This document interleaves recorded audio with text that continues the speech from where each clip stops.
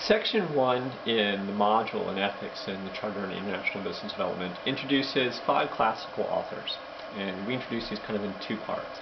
The first 3 authors, Aristotle, Confucius, and Marcus Aurelius, represent an older point of view, represent a set of thinkers who are very concerned about this notion that ethics is something we do that benefits other people, that it benefits society and it actually costs us individually.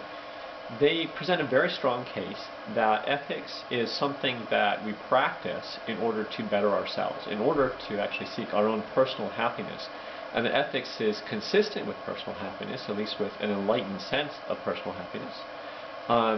And they do so in a way that doesn't rely on a system of rewards or a specific individual morality or religious point of view.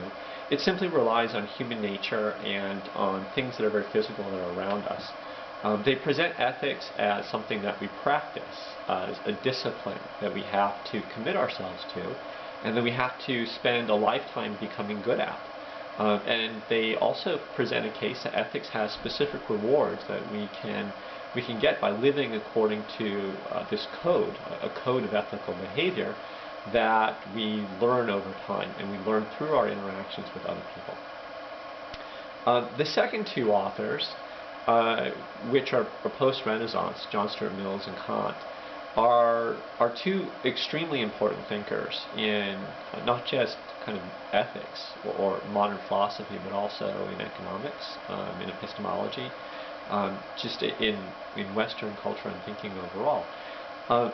John Stuart Mills presents or sort of represents a body of philosophy called Utilitarianism, which is this notion that we should try to do things that benefit the greatest number of people in the long run, with most benefit to the most people over time. And John Stuart Mills, as such, presents a case for a type of consequentialism. Consequential means that the actions actually matter. But a type of consequentialism called act-based consequentialism. And that simply means that it's the outcome that matters. Kant represents or presents a case for another form of consequentialism. He also believes that actions matter, okay, that they're consequential. But he represents a case that it's actually the intention behind the act that really matters. And this is called rule-based consequentialism. And the fundamental thesis, the fundamental principle which he attempts to defend is not greatest good for the greatest number, but rather that each individual person in trying to act should act in a way that's consistent with a rule that would or should be universal.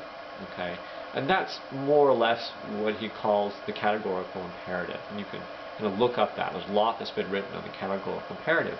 But it's kind of this notion that you should try and do things that, if you had a choice, you would have the rules which govern those things be universal laws.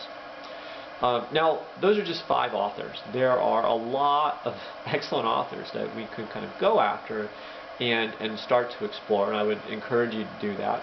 We could talk about authors like Hobbes, who represents one of the nastiest, most brutish views of ethics that one can possibly imagine, and also was a critical thinker.